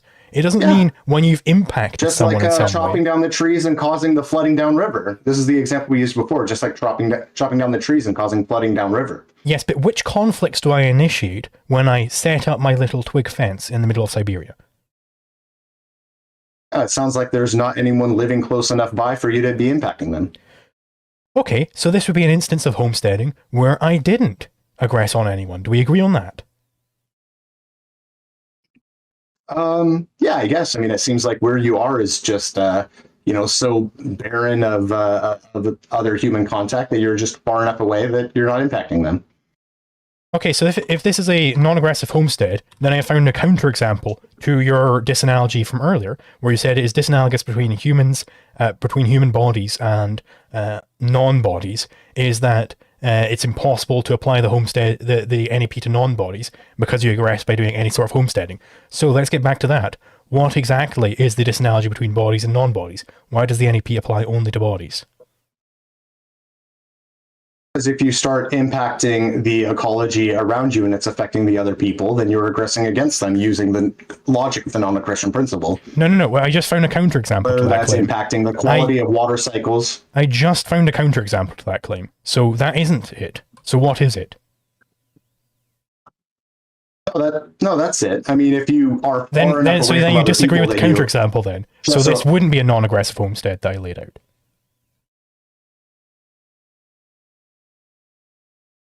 if there are people living close enough to you that your developments are impacting them, then they're getting impacted. Is that, am I not making sense with that? Okay, yeah, you're How do you impacting. develop You're anything impacting. that's Okay, not? hold on. You're trying to here. I feel like I'm making it crystal clear. Here you are trying to draw a disanalogy between bodies and non-bodies to show Yes. that the NEP can apply only to bodies. Yes. The way you tried to do that was by saying Correct. it's impossible to apply the NEP to non-bodies because the second you homestead anything, you thereby aggress upon people. But I found a counterexample to that claim. So that Okay. claim falls, so that couldn't possibly be the disanalogy. So what is the disanalogy actually? Let me beautifully rearticulate this then. You are likely not able to develop anything anywhere without impacting the people in the surrounding region. Without impacting people in the Just want to make sure I get that all down. Yeah, So I mean, we can replace impossible with very, very, very, very improbable. Outside of dying in the middle of the Siberian wilderness, outside of not developing hardly anything and dying in the middle of the Siberian wilderness, which is a very small or non-existent portion of the population, all the things that people are likely to do when it comes to developing the place that they're going to live, where they're going to get water, where they're going to get food, all of that is going to be impacting the surrounding ecology. And so the people that live within that region should come to an agreement on how land and resources should be, or they will come to an agreement with how those land and resources should be used. okay, so that you are likely to not be able to develop anything anywhere without impacting people in the surrounding region. How does that establish that you can't apply the NEP to non-bodies? Because it's irrelevant. You're always going to be aggressing if you're developing the land and resources in a way that is impacting those around you. I'm always going to be aggressing if I'm developing the region in ways that impact people around me. Yeah, like How? planting crops or accessing a well, because the environment is heavily interconnected. Water cycles, plant and animal cycles, spread of disease, air quality, things like that. Because environment is heavily connected. Okay, so why is it that because the environment is heavily connected, how does that establish that you're always aggressing on people when you impact them in the region that you're in? That you're just establishing that you do in fact impact Because them, but how are you aggressing against them? Because you can't develop in an area that impacts the ecology and the people around them without impacting other people by impacting the ecology around them. Chopping down the trees, leading to the flood, fishing out of a river, leading to less fish downstream. Accessing a well means, less water in that reservoir for other, access points or anything else. Well, you just restated the thesis if you come together... You restated the thesis. You just said that you can't develop in that area without impacting them. But I'm trying to ask you, why does impacting them imply that you've aggressed against them? Well, if you're using the logic of the non-aggression principle, it's going to be, trespassing on their land. It's going to be impacting the water that exists on what's claimed as their land, impacting the ecology on what's claimed as their land. How does that follow? Because you're basically restating the thesis again. You're saying like, well, based on the NEP, it's going to be an aggression. But why? Why is it an aggression? I want you to follow. I want you to walk me through the logic, starting with the non-aggression principle. How do we get to therefore? If I hunt a bird, nobody else can therefore hunt that bird. How does that imply that I'm aggressing against them?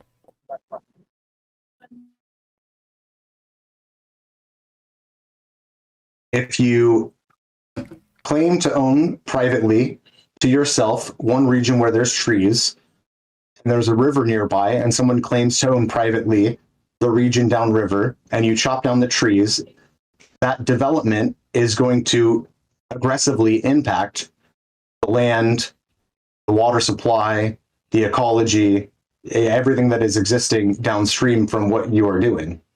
And downstream, both physically and downstream in a, you did A, therefore B kind of way. Right, okay, so that would be potentially one case of an aggression. So you've established that it's possible to aggress upon people, by impacting them, but you haven't established it in general. You haven't established that generally impacting someone. Sorry, I haven't what? You haven't established generally that impacting someone via changing the ecology thereby aggresses against them. Because if I hunt a bird, you know, the claim here is that therefore nobody else can do anything with that bird, right? But how does that establish that I have aggressed against them? Well, does the bird migrate through their region as well? Sure.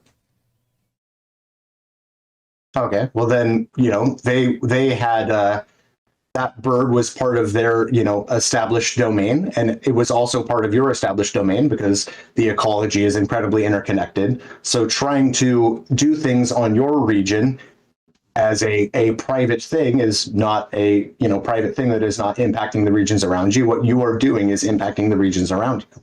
So that is the false premise there. When you have, just because a bird is going to fly across your house at some point, that does not establish that you own that bird. You have to exclude people from that bird, and then you become its owner. You have to homestead that bird separately from your house. You don't just magically own the bird because it lands on your roof or whatever, right? You need to actually exclude people from that bird in some way. So that is your false premise here. Therefore, the rest is false. You're using a bird because it's a small example, similar to the stick versus the river. It's a simple example. The very beginning of this conversation, and it can help us drive out the general point. I'm not critiquing that aspect. What I'm saying is you use stick versus river because stick is very plentiful and stuff. But imagine that if the region that you are at, a type of bird migrates directly through that region, and you are continuously hunting all of the birds as they are migrating through your region, that's impacting everyone else who like maybe relied on the eggs or, you know, feathers for they relied on the eggs and feathers or the meat of the bird. So they were allowed to take the eggs and feathers, but I wasn't allowed to kill it. They're allowed to kill it also, but but they didn't get there first. I got there first. Right? So they can go ahead and boo-hoo about it, but I don't care, right? I got there first. I killed the bird first. I homesteaded the bird. None of them did. So they can go ahead and cry on home to their mothers, right? It's irrelevant that they're upset about this. I got the bird first. That's what the person would say. They don't own the bird. That's what the person would say cutting down the trees upriver from the village. And then the village, you know, maybe just then or maybe 20 years later is flooded by the impact of the loss of, you know, roots maintaining, you know, a lack of erosion in that region. No one was dealing with these trees. So I came here and I cut them down. That might be what the person says, but they would be applying it incorrectly. It would be correct if I had shot the bird and then the arrow continued on and it shot someone through the chest. I wouldn't be able to just say boo-hoo about that. No. Right? That would be the analogous situation there. So this isn't it. So again, I just want to point this out.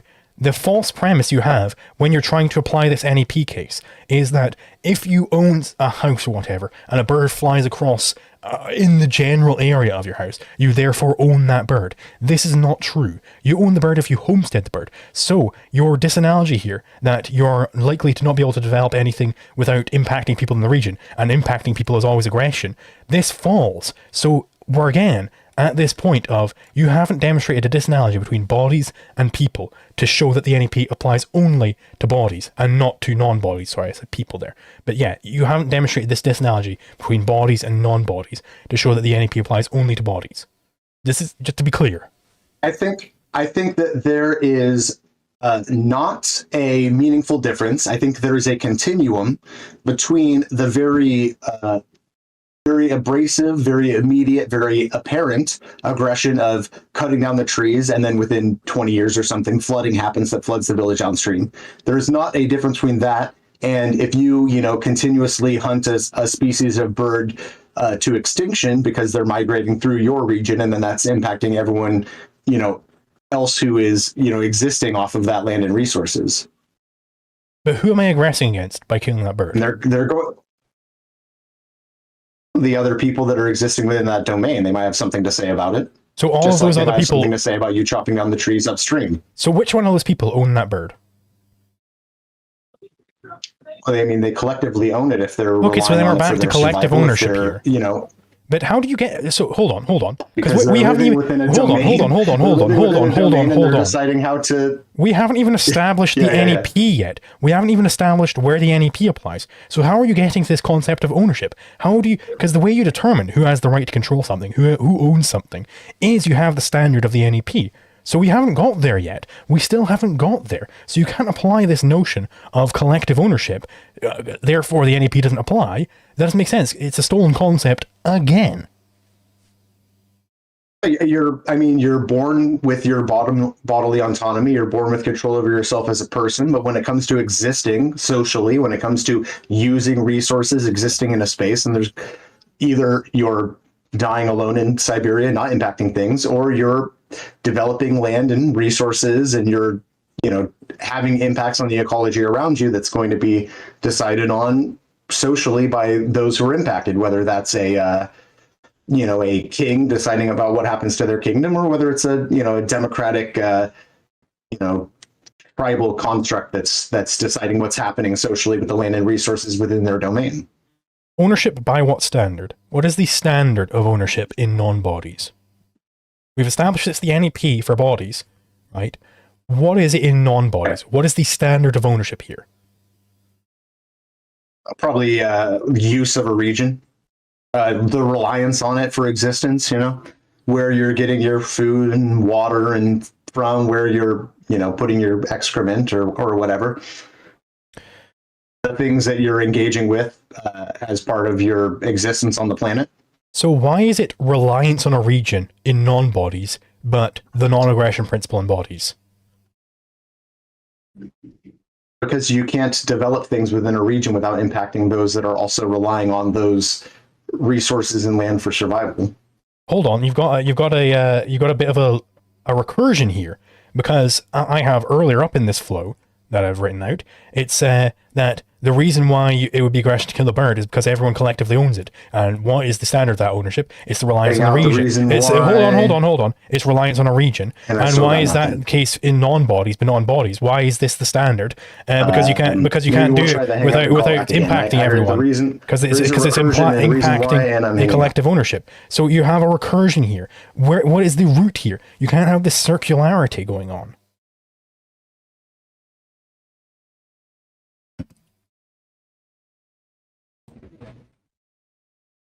Hello? Hello? Oh, Can you hear me? There you are. A recursion, a reason why, and then I lost the rest. So sorry. Okay. Continue from there. Sure. So you have it that I asked, why is it aggression to kill the bird? And right. your answer was that it's violating collective ownership of everyone in the community. I asked, but how are you establishing this ownership? It's based on it's because it's a reliance on a region. If you rely on a region, then you own everything in that region.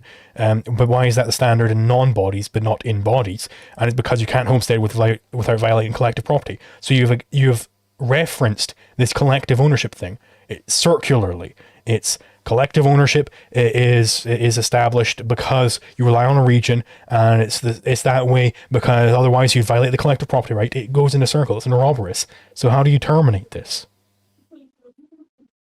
I mean, it's not circular in like a circular definition or circular reasoning sense. It's circular in a because of A, therefore B, therefore C.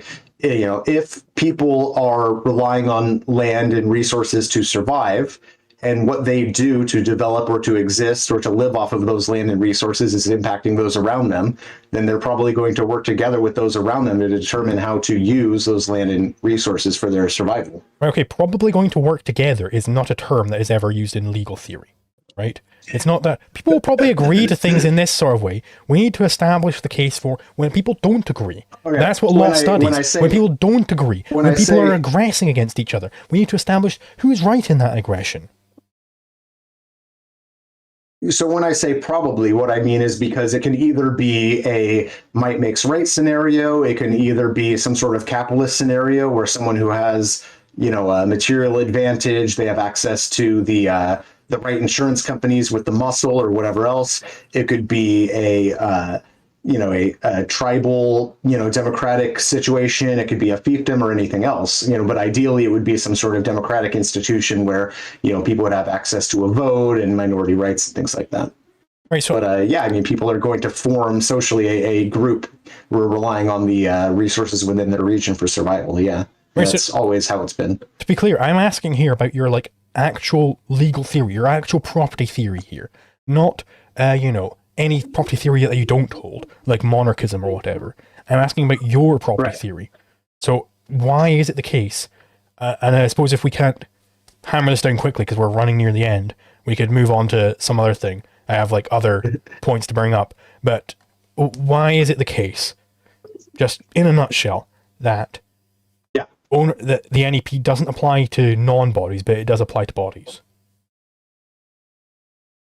Okay. In a nutshell, in my ideal, anarcho-communist framework where there's federated, workers' councils, consumers' councils coming together to decide the distribution and access to land and resources and stuff, this concept of a non-aggression principle still would make sense within that framework when it comes to, individuals and their bodily autonomy, because you're born with that, you're born with yourself, whether you die alone in Siberia or whether you're interacting with the community and the ecology around you.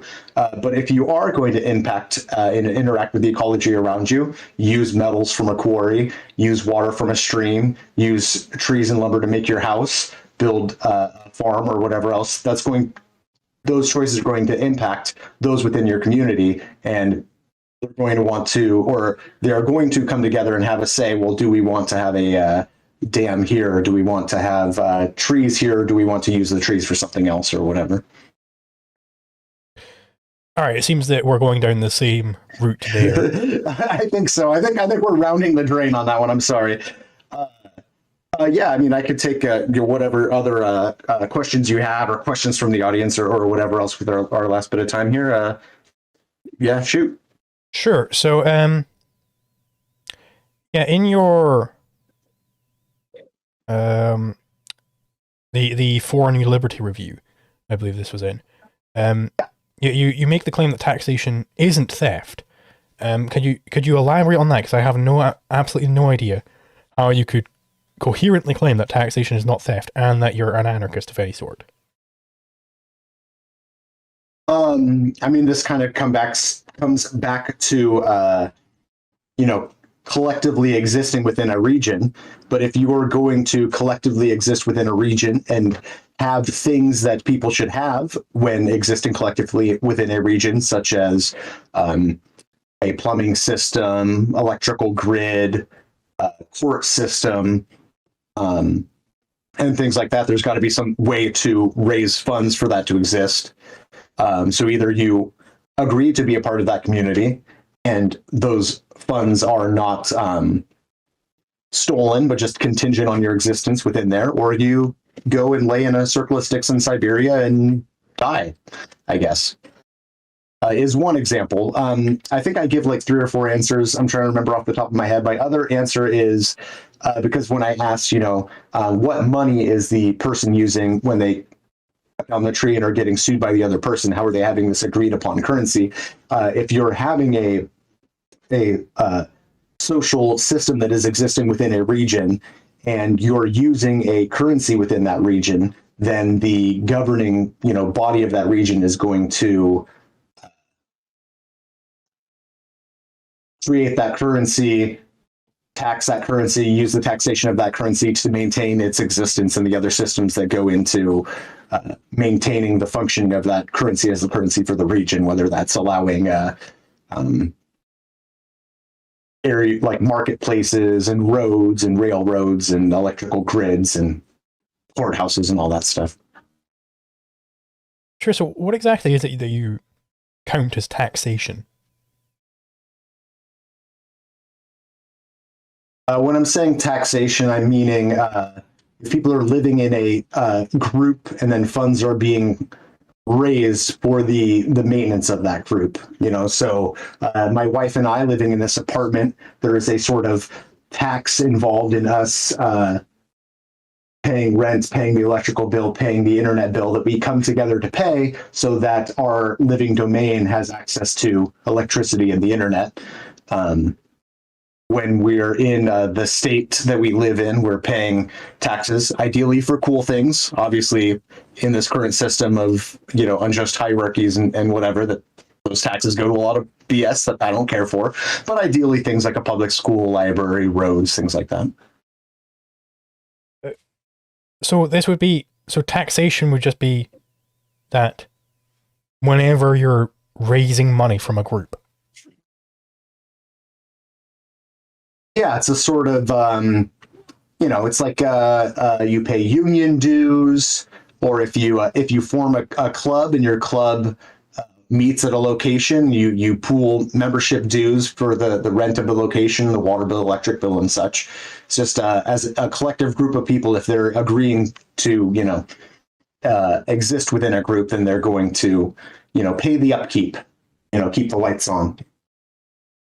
Well, this just seems like a completely proprietary definition. Like nobody in my life ever has, oh, we all got to pitch in for dinner. This is the dinner tax. Like nobody speaks that way. But where are you getting this definition from? No, but it's the